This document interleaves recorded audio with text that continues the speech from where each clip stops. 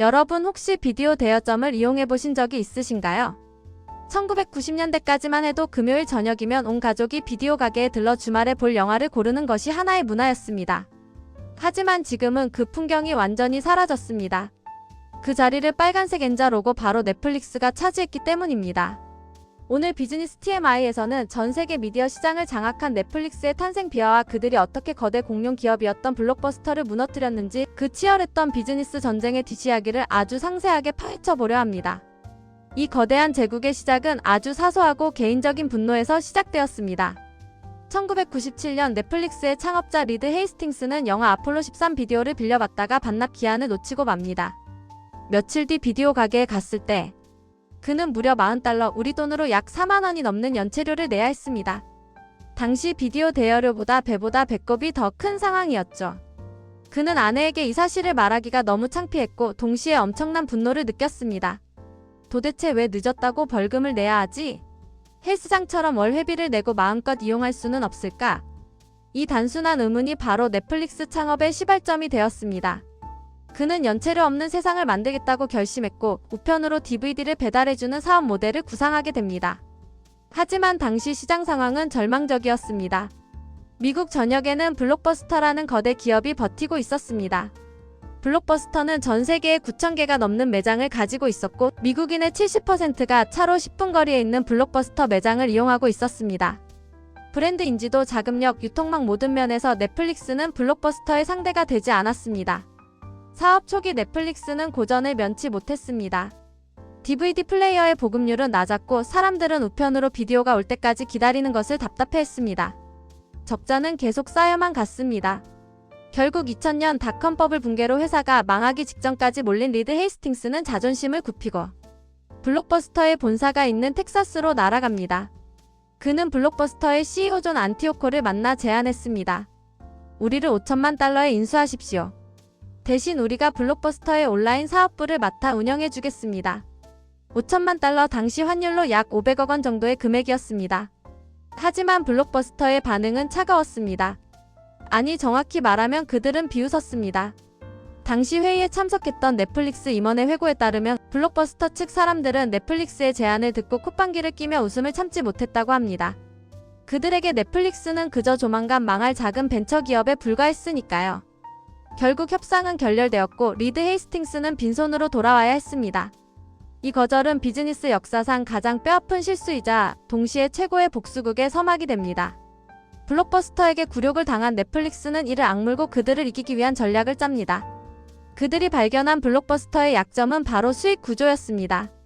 놀랍게도 블록버스터 전체 수익의 약 16%가 고객들이 내는 연체료에서 나오고 있었습니다. 즉 고객이 게을러지고 실수를 해야 회사가 돈을 버는 구조였던 셈입니다. 고객들은 블록버스터를 이용하면서도 연체료 때문에 늘 불만을 가지고 있었습니다. 넷플릭스는 이 점을 파고들었습니다.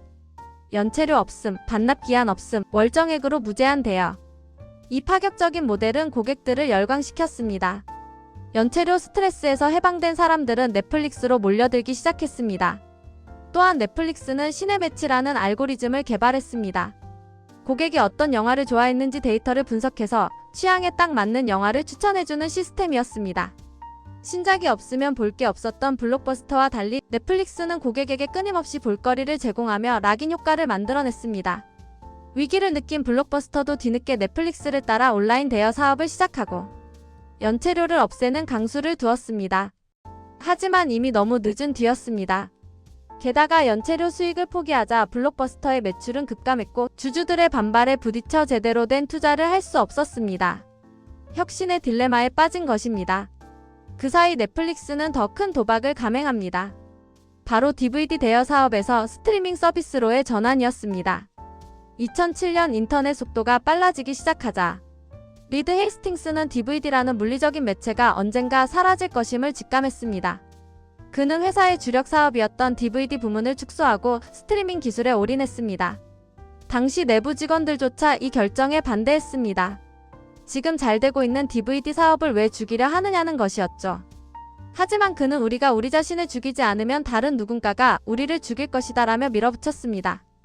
이것이 바로 넷플릭스가 생존할 수 있었던 결정적인 한 수였습니다. 스트리밍 서비스가 시작되자 넷플릭스는 날개를 달았습니다. 비디오를 빌리러 나갈 필요도 우편을 기다릴 필요도 없이 클릭 한 번이면 영화가 시작되는 세상이 열린 것입니다. 스마트폰의 보급과 함께 넷플릭스는 전 세계로 뻗어나갔습니다. 반면 변화를 거부하고 오프라인 매장에 집착했던 블록버스터는 어떻게 되었을까요? 2010년 결국 그들은 파산 신청을 하게 됩니다.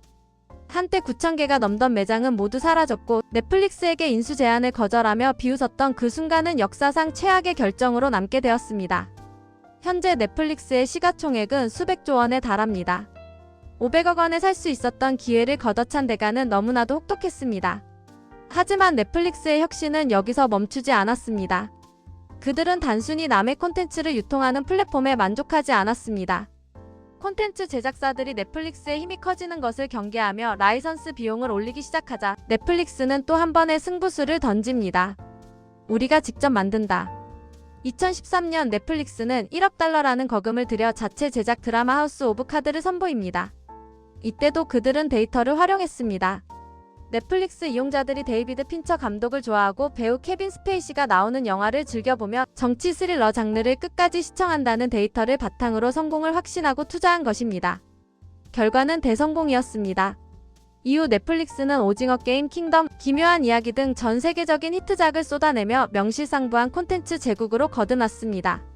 이제 넷플릭스는 단순한 IT 기업이 아니라 할리우드를 위협하는 거대한 스튜디오가 되었습니다.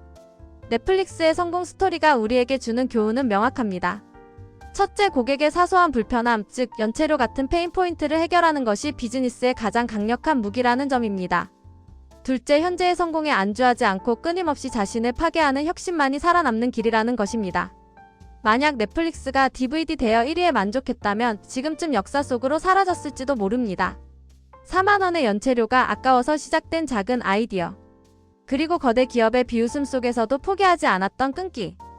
이것이 오늘날 우리 일상을 지배하는 넷플릭스를 만들었습니다. 여러분은 지금 어떤 불편함을 겪고 계신가요? 그리고 혹시 누군가 여러분의 아이디어를 비웃고 있지는 않나요? 넷플릭스의 이야기를 떠올려 보세요. 그 불편함과 비웃음이 어쩌면 세상을 바꿀 위대한 비즈니스의 씨앗일지도 모릅니다. 오늘 비즈니스 TMI가 준비한 이야기는 여기까지입니다. 넷플릭스의 뒷이야기가 흥미로우셨다면, 그리고 앞으로도 비즈니스 세계에 숨겨진 이야기들을 놓치고 싶지 않으시다면 구독과 좋아요 버튼을 꼭 눌러주세요. 여러분의 작은 클릭이 더 좋은 콘텐츠를 만드는 데 큰 힘이 됩니다. 시청해주셔서 감사합니다.